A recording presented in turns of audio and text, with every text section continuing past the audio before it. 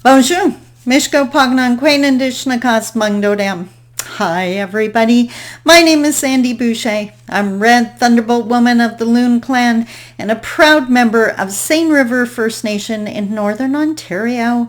And I'm coming to you today with actually last week's episode of Surviving Isolation. Now what do I mean by that? Well, this is the perfect show to share this because this show is about surviving isolation. And last week was a challenge.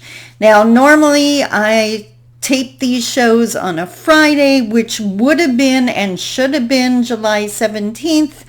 Today I'm actually taping this on July 21st. And we'll get into why in a moment. But before I do that, I want to do a welcome to my listeners and viewers because I appreciate and love you so much. If you're listening to this on Sandy Boucher, the podcast, welcome. If you are watching this on YouTube, I so appreciate you. Make sure to subscribe to my channel. And if you're watching this on Shaw Spotlight, I am thrilled to be back in your homes once again. Welcome to this week or last week's episode. Welcome to this episode. That's what I mean. Now, one other thing I should point out, I think I've mentioned in past episodes, that soon I will be moving. So the little setup behind me, I don't see a lot of difference right now, but over the course of the next few episodes, you're gonna watch a lot of things happening in the back, and then poof, presto, at some point I'm gonna be in my brand new location. So we'll see how eagle-eyed you are as you watch for that. Before we go into the statistics, as we always do, I want to do a mental health check-in. How are you doing? On a scale of 1 to 10, how are you doing? With 1 being in the absolute basement, you're emotional, you're overwhelmed, you're not sure what to do, and 10, you're living your best life. Now, that may sound very flippant and very easygoing, but you know what? Honestly, in the last 7 to 10 days, I've rode the pandemic wave, and that's actually what I'm calling this episode for that reason.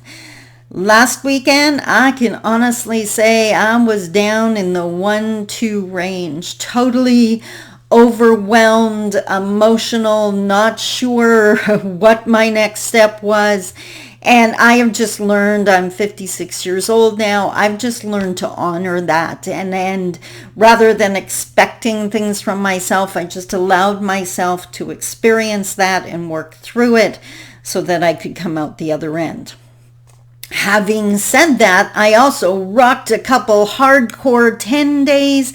I did a 20K marathon yesterday and just nailed it.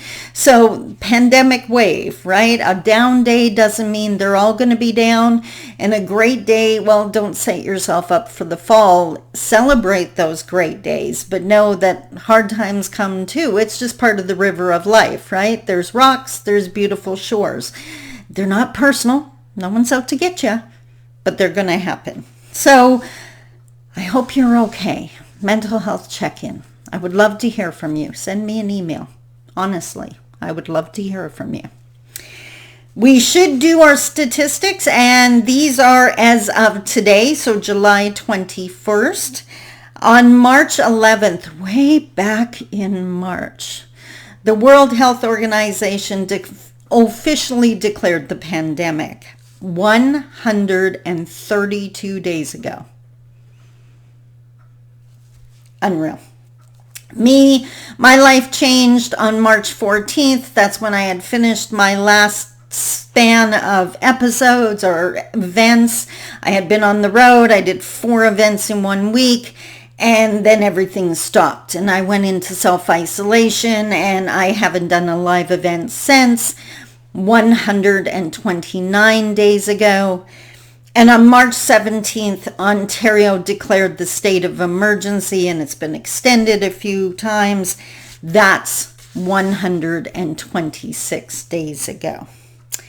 So, yeah.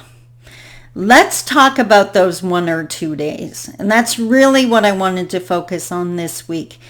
And I should tell you what happened, I guess.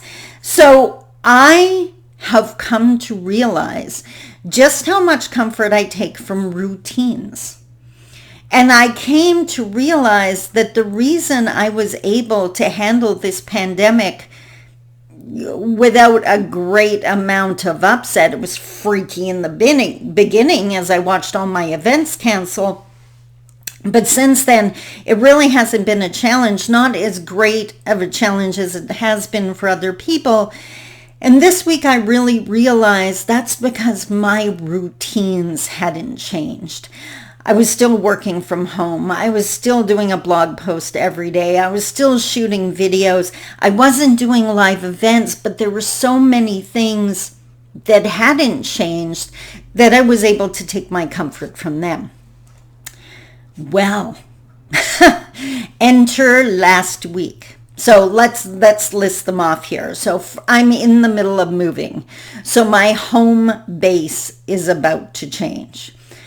I am adjusting and still adjusting to my new career. So instead of packing up and heading to a live event that I absolutely love doing, I'm now getting dressed up and heading into my office and preparing to do a video. So even though I've always done videos, that's an adjustment. That's a change.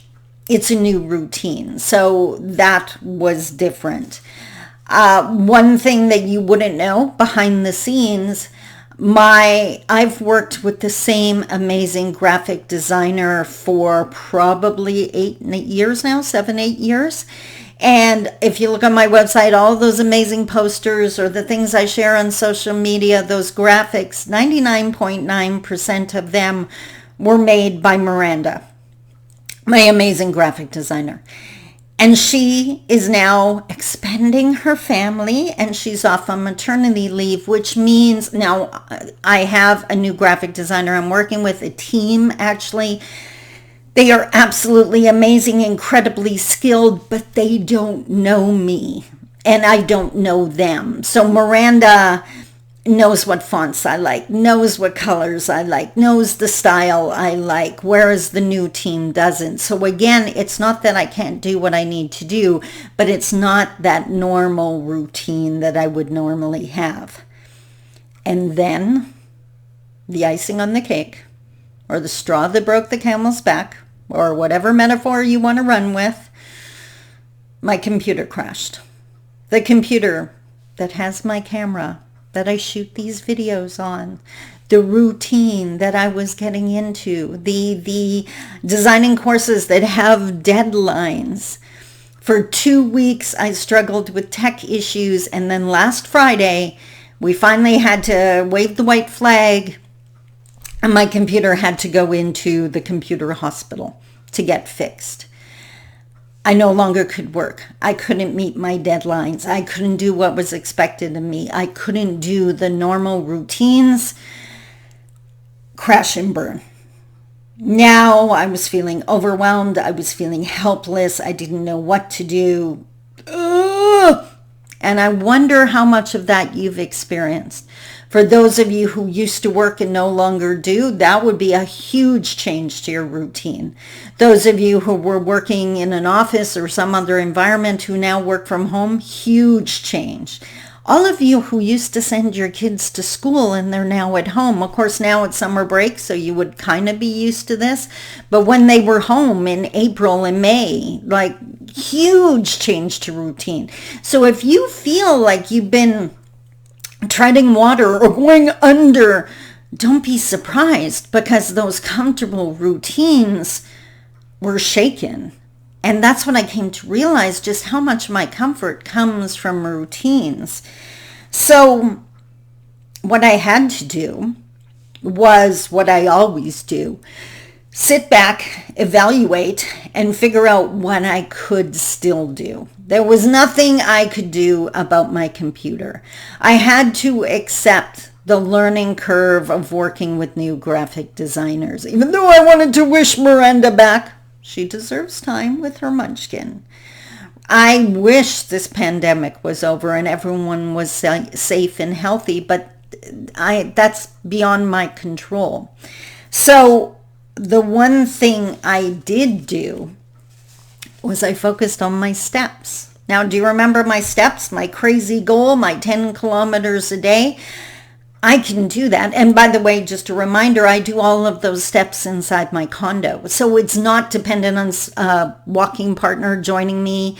It's not dependent on nice weather. It could be downpouring outside. I can still do my steps. And it was so important for me to find something I could do. In all honesty, cleaning the litter box ended up on my to-do list. Why? I was celebrating everything I could do so that I didn't feel helpless, so that I realized there were still things I could do. In the middle of all this, Ontario goes into stage 3. And there's so many discussions online of what stage 3 looks like. And I think, as always, it's incredibly personal for each person. Some people think it's way too soon. I like to remember it's really dependent on where you are. If you watch the numbers coming out of Toronto, that's really not the same as living in Long Lac. Right? The number, the exposure, the risk is just entirely different. By the way, by the time you watch this, just FYI, Thunder Bay Health Unit has put out the order that you have to wear a mask in any indoor public space, meaning a store. And I agree with that. And I know a lot of people have an issue wearing masks. Me personally, it totally depends on the mask. When I first went to wear a mask, the type I had, the material, and I know diddly squat about material, so forgive me for this. The material felt a lot more like latexy. I made up a word, latexy. Anyways, I don't experience anxiety. That mask made me feel like I couldn't breathe. I was like, holy moly's. And then the second or third time, I walked myself through it. I talked myself through it. I've learned how to control my mental processes. So I was like, okay, Sandy, you're okay. You know, you can breathe. Just stay calm, relax. It's only a few minutes. You're just grabbing a couple things. When you get outside, you get to take the mask off. It's okay. And it worked. And then a friend of mine, through no planning, it was just a really nice surprise, he bought me a couple of masks to wear, the local, material masks with the insert, whatever. For one, they fit amazing. You need that little dart over your nose. Just it fits so well. Secondly, I had no issue breathing with that mask at all. And now I'm having fun rocking a couple of different materials and patterns, because if you're going to wear it, like, it's got to be a fashion statement, right? Makes sense to me. So if you're having trouble with the mask, try another kind. Try different kinds, right? Limit the times you got to be inside in public places and walk yourself through it. You can absolutely do it. Now, one of the other things I did, because stage 3 means that I'm going to be able to do public events again, which I'm absolutely excited about because I miss you so much. And I have to just share this with you. I saw online on Facebook, I think it was yesterday or the day before. So I'm from Treaty 3 area, which is the Fort Francis Kenora area. That's where my community, my reserve is. And it was a regional chiefs meeting of the chiefs in Treaty 3. And so I hope you can picture this, your standard workshop room in a hotel. And they have, or if you've been to a wedding reception, you've seen the same thing. And they have those big round tables that usually 6-8 people sit at. Well, and I have no idea how many people were attending this event. But if you saw the picture, they had those round tables in a round circle. At the front is the PowerPoint and the presentation up on the screen. And at every table was sitting one person. And it absolutely guaranteed social distancing. Now, the only problem I can see with that is the strain on your voice, because when you talk, like, I know what it's like to try to talk loud in a large room. You end up losing your voice. It actually ends up hurting after a while if you do a lot of talking. So I hope that the hotels kick it up just a little bit. Make sure that you each have those individual microphones that you can push the button and talk. But so there's ways to do these live events, is my point. But I work a lot in First Nation communities. First Nation communities don't have the health infrastructure of many, many, many municipalities. And I'm conscious of that. And I understand the fear. I understand that they want to try to keep their community safe. So if you remember, when we went into stage 2 and everyone was nervous, I suggested that you call ahead. Like, that's when the nail salons and hair salons first opened up. And I had called my nail tech and said, okay, what has changed? What have you put in place to keep me safe? To keep you safe? And it was awesome. And I excuse me, I got to eat something. I'm yawning like crazy here.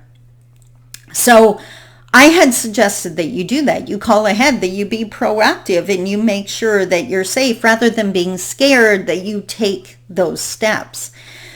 And I still suggest you do that for stage 3. If you're going into some new place, well, what are they doing to keep you safe? I came up with, and this is for my business personally, but I'm sharing this because if you're a business owner or you're a customer that's going to go into a business, well, ask them. I've called them my commitment to care standards, right? And you can just ask, what have they put in place? So I've put in 6 different points, and maybe this is something you'd like to consider if you work in one of our many nonprofits or in a First Nations community. These are the kind of things you can do to help your community members or your customers, the people that live in your municipality, whatever the case may be. You can help them feel safe. So the first one, for me, I do live events, and of course that means I'm traveling. I'm going from one community to a town, to another community, to a city, whatever, which poses its own kind of risk if you think about it.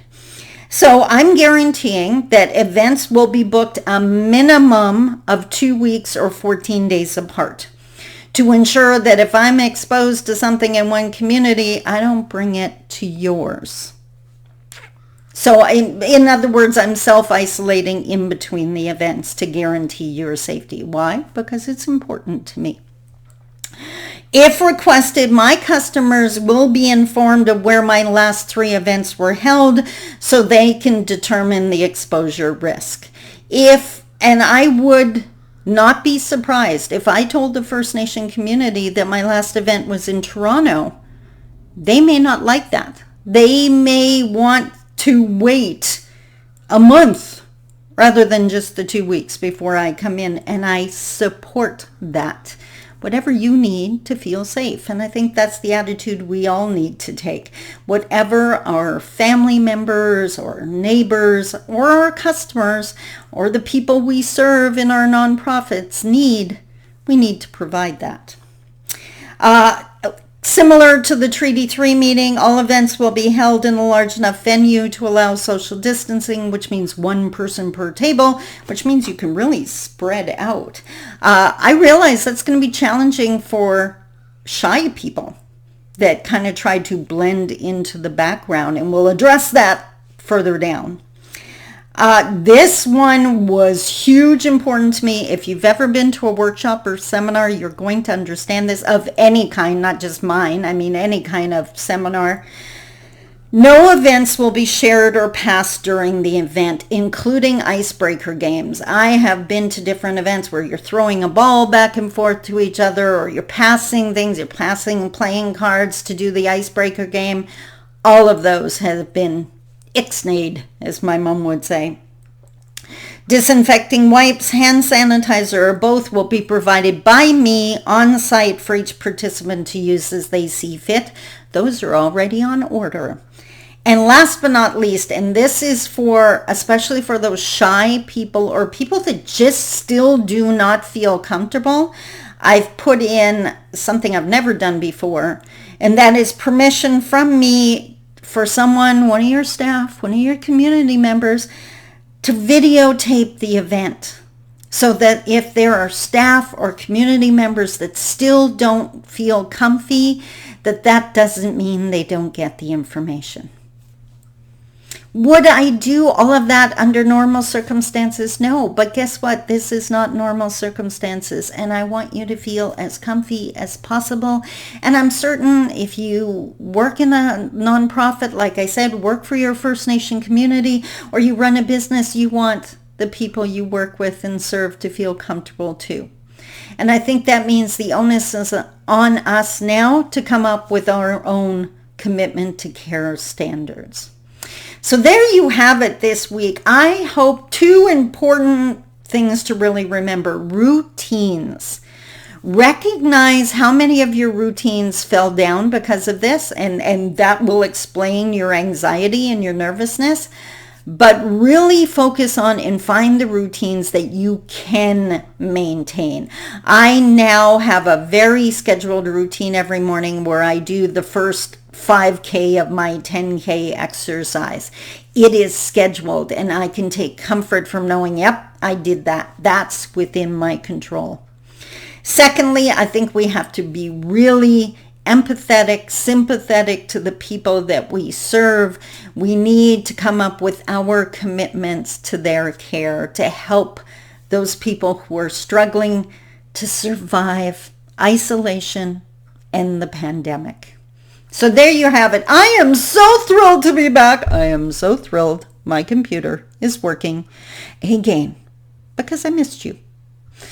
I hope this makes sense. I hope this was worth your time. Again, thank you for checking out the podcast. Thank you for watching this on YouTube, or thank you for inviting me into your home on Shaw Spotlight. Until next week, the next episode will be taped on Friday. I hope. That may not be within my control, but if it is, you can bet on it. Until next week, I love you. Talk to you soon. Bye-bye.